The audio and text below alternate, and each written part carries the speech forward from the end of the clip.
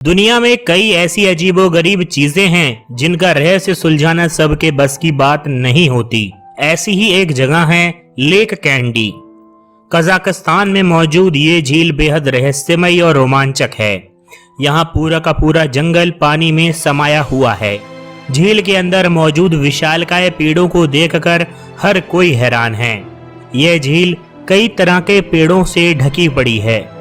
बताया जाता है कि साल 1911 में इस इलाके में भयानक भूकंप आ गया था, जिसकी चपेट में यह पूरा इलाका आया था और इसकी चपेट में जंगल भी आया था और तभी से पेड़ों का विशालकाय हिस्सा आज झील में समाया हुआ है। हैरानी की बात यह है कि यह पेड़ों ने अपने आप को इस अनुसार ढाल लिया है कि अब इनकी नई शाखाएं भी पानी के अंदर ही कई फीट लंबी उगती हैं।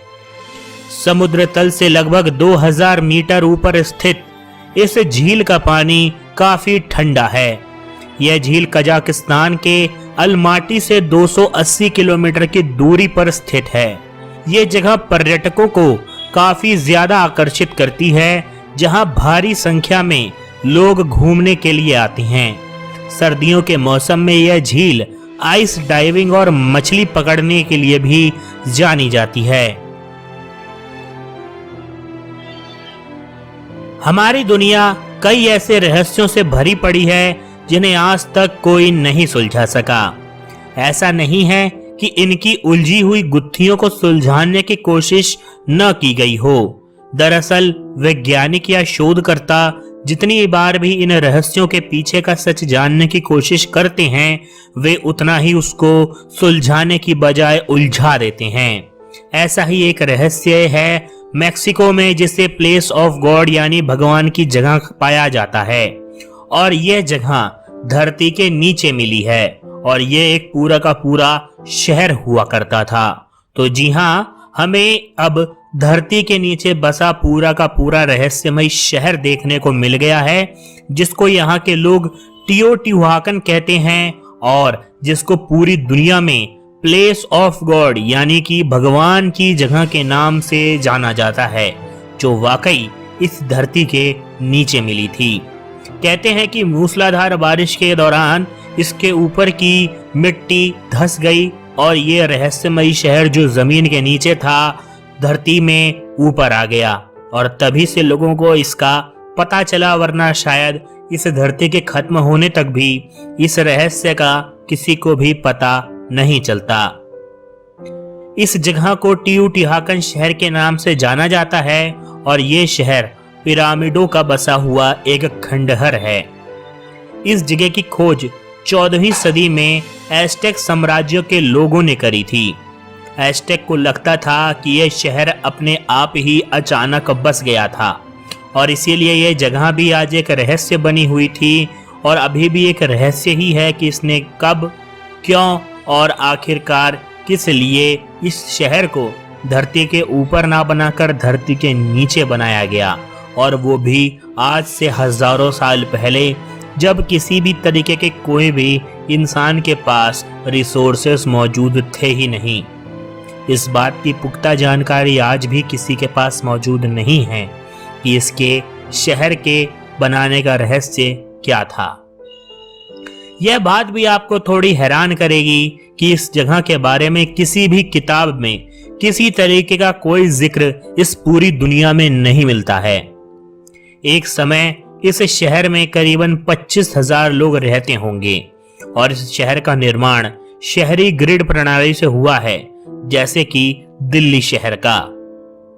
इस शहर के बारे में और भी कई रोचक कहानियां सुनने को यहाँ के लोकल निवासी बताते हैं, जो इन्होंने हमेशा माइथोलॉजी में पढ़ी थी, लेकिन इसका जिक्र किसी भी किताब में नहीं है। यानी इस जगह के नाम की सिर्फ किंवदंतियां और कहानी ही चलती आ रही हैं और वो आज सैकड़ों साल के बाद जाके सच निकली। आखिर इन किंवदंतियों को और कहानियों को किसी भी दस्तावेज में क्यों दर्ज नहीं किया गया, ये उस जमाने का आज का सबसे बड़ा रहस्य साबित होकर उभरा है। इसीलिए ये जगह वाकई बेहद असाधारण है। यहाँ के पिरामिड के अंदर कई इंसानों की हड्डियां भी मिली हैं। इसी को आधार बनाकर ये बात कही जा सकती है कि यहाँ पर शायद एक वक्त में इंसानों की बलि दी जाती होगी। और जैसा कि हम लोग जानते हैं कि हजारों साल पहले भगवानों को खुश करने के लिए बलि भी चढ़ाई जाती थी। तो क्या वाकई इस जगह को, जिसको भगवान की जगह या भगवान का शहर कहते हैं, वाकई यहाँ पर भगवान आते थे और यहाँ पर वहाँ पे मिलके बातचीत की जाती थी और इसीलिए इस शहर को पूरी दुनिया से छिपाकर जमीन के नीचे बनाया गया था। तो क्या उस समय के इंसान इतने सक्षम थे कि वह जमीन के नीचे कोई शहर बसा सकें, या फिर ये भगवान की ही चमत्कार था जो उन्होंने शहर के नीचे अपना एक शहर बसाया? दोस्तों, आपको क्या लगता है, क्या वाकई ऐसा इस धरती पे कुछ संभव है? क्या वाकई हमारी धरती इतनी ज्यादा रहस्यमयी है? आपकी जो भी राय है कमेंट सेक्शन में लिखकर दुनिया के साथ साझा जरूर करिएगा। बम का नाम सुनते ही दिलों में दहशत छा जाती है। ऐसे में अगर पता चले कि युद्ध के समय इस्तेमाल हुए बम आज भी जिंदा हालात में मौजूद हैं, तो जाहिर सी बात है कि आप सब सकते में पड़ जाएंगे। ऐसे ही जिंदा बमों का जखीरा एशियाई देश लाओस में मौजूद है। मगर हैरानी की बात यह है कि यहाँ पर बम पत्थरों में बने मटकों में मौजूद हैं और वैज्ञानिकों के लिए यह घड़े रहस्यों से भरे पड़े हैं। बताया जाता है कि लाओस के शियांग खुआंग प्रांत में 90 से अधिक ऐसी जगहें आज भी मौजूद हैं जहां 400 से भी अधिक पत्थर के जार यानी मटके मौजूद हैं और इन मटकों की ऊंचाई 1 से 3 मीटर तक ऊंची है। साल 1964 से 1973 यानी करीबन 9 साल के बीच वियतनाम युद्ध के दौरान अमेरिकी वायु सेना ने शियांग खुआंग प्रांत में 26 करोड़ से भी अधिक क्लस्टर बम गिराए थे। इनमें से कई बम ऐसे थे जो फटे ही नहीं और वही बम आज भी जिंदा अवस्था में यहां पर मौजूद हैं। पुरातत्व वैज्ञानिकों के मुताबिक रहस्यमय पत्थर के बने यह मटके लौह युग के हैं। हालांकि उस समय में ये क्यों बनाए गए थे, इसका रहस्य आज तक कोई नहीं जान सका है। हालांकि कुछ वैज्ञानिकों का यह मानना है कि शायद इनका इस्तेमाल अंतिम संस्कार के वक्त अस्थि कलश के तौर पर किया जाता होगा। मटकों का अनोखा और रहस्यमय पाए जाने पर इस जगह को यूनेस्को की विश्व धरोहर स्थल में स्थान दे दिया गया है। लाओस के इस जगह को प्लेन ऑफ जार यानी कि जार का मैदान भी कहते हैं। अब आपके मन में यह विचार जरूर होगा कि आखिरकार कोई बम को मटके के अंदर डालकर क्यों फेंकेगा। तो दरअसल दोस्तों, हम आपको बता दें कि युद्ध के दौरान अमेरिकियों ने इसके अंदर बम इसलिए डाला था क्योंकि जब यह बम फटे तो बम के चीथड़ों के साथ साथ यह कंक्रीट के बने हुए जार भी फटे और जिनसे इनका मलबा लोगों को ज्यादा नुकसान पहुंचा सके। जी हाँ, आपने बिल्कुल सही सुना कि बम से भी ज्यादा नुकसान इसके द्वारा पहुंचाया जा सके और इसीलिए इस बमों को मटकों के अंदर डालकर वियतनाम के ऊपर गिराया गया था। और यहाँ पर 1000-2000 बम नहीं बल्कि करोड़ों बम गिराए गए थे।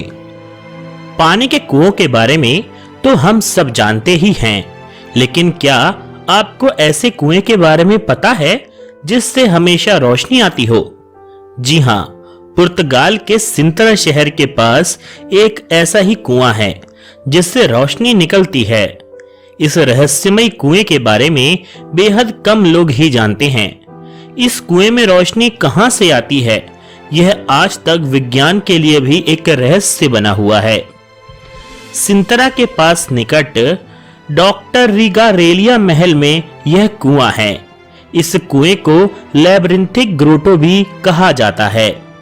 लोग इस कुएं में सिक्के डालते हैं।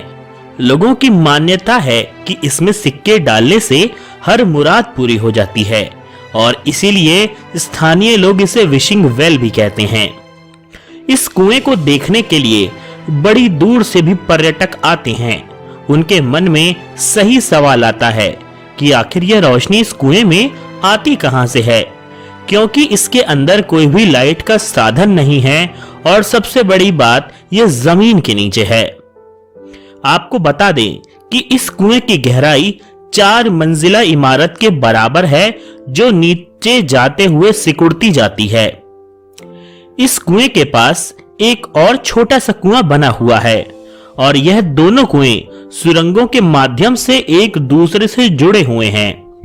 देखने में यह कुआं बहुत ही ज्यादा खूबसूरत है।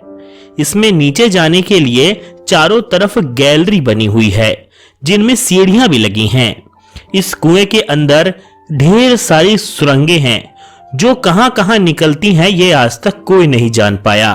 वैज्ञानिकों ने इस कुएं में और इस सुरंगों में अपने रोबोट्स भेजे थे, लेकिन वह रोबोट्स भी बीच में जाकर ही बंद हो गए और उनको निकालने के लिए उनके पीछे भेजे गए रोबोट्स भी कभी लौट कर नहीं आए।